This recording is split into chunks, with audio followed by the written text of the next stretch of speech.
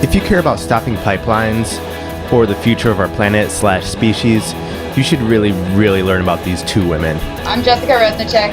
And I'm Ruby Montoya. We came out on Monday about our peaceful, non-violent direct action against the Dakota Access Pipeline, which involved many things. The biggest headline grabber, I guess, would be the arson and the valve punctures that we did. They set fire to 5 pieces of heavy machinery being used to construct the pipeline. The two then taught themselves how to destroy empty pipeline valves and moved up and down the pipeline's length, destroying the valves and delaying construction for weeks. Later we continued until we ran out of supplies, hitting multiple valve sites. When it was all said and done, the actions of these two women had single-handedly held off the construction of the Dakota Access Pipeline for weeks, if not months. Some may view these actions as violent, but be not mistaken. We acted from our hearts and never threatened human life nor personal property. What we did do was fight a private corporation that has run rapidly across our country, seizing land and polluting our nation's water supply.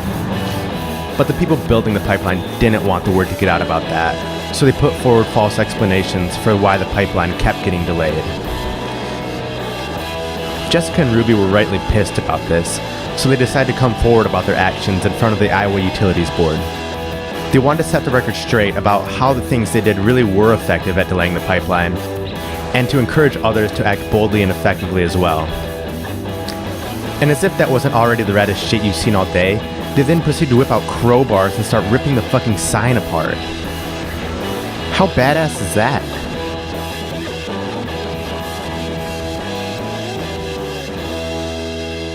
I was able to interview these two brave water protectors earlier this week, and we got to talk about their brave and effective actions, and just also about normal shit like their pets and their favorite shows. It was really good to talk about that lighthearted stuff too, because I really got to see that they're just normal people. Like, they're really funny and they like to laugh and love to goof off and eat snacks and stuff. They're not dangerous monsters like the state might make them out to be. They're just two people with hearts full of conviction and bodies that are willing to act on that. So it's really great to be talking to you. Really happy I'm able to talk with you too. How did you first come to care about the Dakota Access Pipeline? How did that first enter into your lives? Well, I was working as a preschool teacher, and I found out about the Dakota Access Pipeline, and it completely shocked me that people could come up with such a disastrous plan. So I quit my job because I saw that kids were not going to have anything soon enough if we continued down the road that we are on. And I went to Standing Rock, and then I went to Iowa, where I met Jessica down at a ditch in the Mississippi River. And this is Jessica, and I was really inspired by the movement up at Standing Rock. And as I learned more and more about the pipeline, I came to understand that this pipeline runs not more than a few miles from my house, my home city in Polk County, Iowa. And we already have enough water issues here in Iowa. And as I began to learn more and more about what these pipelines are doing, I understood my responsibility as a citizen of Polk County to stand up and do something to protect water for future generations. Great, awesome. So, how did you first become involved? What did that look like? I first started with media, contributing to the resistance through media and making videos and taking photos. We made efforts through a series of conventional methods, such as boycotting and hunger strikes and civil disobedience, barricading roads, locking ourselves onto machinery, gathering signatures for environmental impact statements, attending public hearings, signing petitions and boycotts, rallies, marches, everything under the sun. So you engaged in a ton of different tactics, it sounds like. Yeah, we did. And we saw that construction continued, regardless of how many signatures we gathered or marches or how many roads that we blockaded. So Jessica and I got together and decided to light some equipment on fire to stop construction. Yeah. Was there a big jump then from those tactics to the other tactics of like burning and dismantling equipment? It seemed like a natural progression for both of us. We saw the effectiveness and the necessity to stop construction.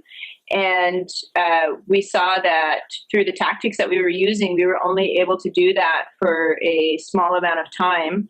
So making machinery obsolete seemed the natural way to go in order to further stop construction. Great. How would you respond if people say that those types of actions are violent?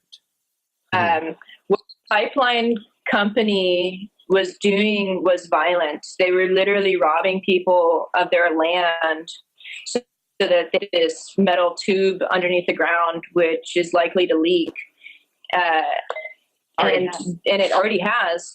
So what they were doing is violent, and we didn't want to respond in a violent way. So we never stole anybody's land, nor did we use physical force like the pipeline encouraged the state to do. What we did was take fire to metal. No one was harmed. Corporate property was damaged. And I believe that was a good thing, because this corporate company was and continues to damage our water supply. Yeah. Did you have to have any certain expertise or like prior knowledge to do the things that you did, or were you able to teach them to yourself? These are very teachable tactics. We were able to buy the kits and read the instructions with no prior welding experience. The things we did were easy and safe to learn, and we worked through our own fears of doing these actions by acting through our hearts and staying in integrity. So we encouraged other people to follow that blueprint of acting from their hearts and staying in their integrity. How do you feel about other tactics that people choose? Like if they choose to march and to boycott and blockade and those other ones, how do you feel about those tactics? I think that there are endless really roles that folks play in this movement. Again, I want to go back to, we all have the common goal of either shutting down a pipeline or stopping clear cutting or ending war. And I think that all of those roles are super essential, and no one role is more important than the other. I think that I hold in high regard many close friends and comrades of mine in the movement for the work that they do every day that at times go unrecognized. Everything from cooking food to raising money to babysitting and marching and holding signs, and we all do what we can. And Ruby and I have a journey, and we encourage others to follow theirs.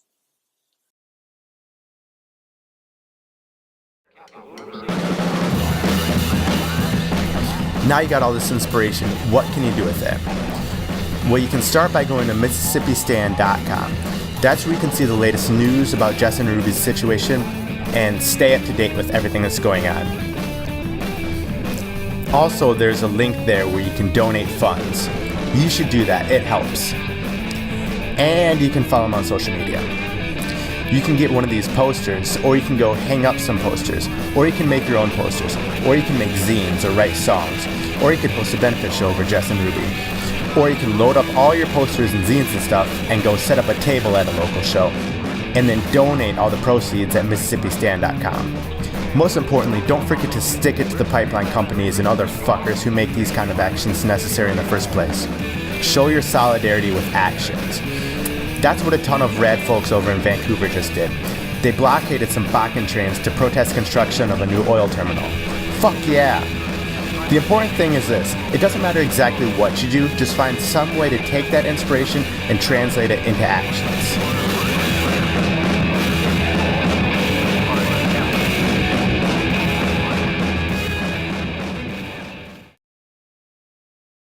Hello.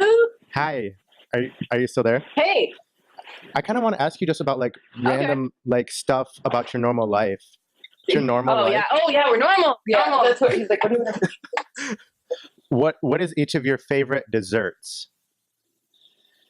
Like pie, cake, ice cream. Mm. Do you like dessert? I would have. I would have to say chocolate chip cookies. Peanut butter cookies. You both cookie people. Cookies. What's your favorite bands? Oh boy. It's not gonna make me sound normal. Okay. I love Ani DeFranco. Okay. That's awesome. Okay, two-part question. First question, what's your favorite like regular food? And then two, like what's your favorite like junk food or like snack food? My favorite regular food is tacos. And my favorite junk food is Casey's Pizza. Casey's Pizza? What is Casey's Pizza? Yeah. No. Casey's Pizza. This is not a paid advertisement for Casey's Pizza. No, horrible, dude. Tell me whatever Trader Joe's throws away. Yeah, we dumpster dive. Jessica, what is your answer to favorite food and favorite junk food or snack? Geez. I love food. Let's see. Right now, I'm just gonna go with right now. If I could eat anything, it would be some like pasta, like authentic Italian pasta, lasagna. Yeah. Oh, nice. I like to use animals to portray activists in videos a lot. So if I do that with you, what animal do you want to be? Could I be a wolf? Yeah. Yeah, that was Ruby, right? Yeah. Okay, so Ruby's a wolf.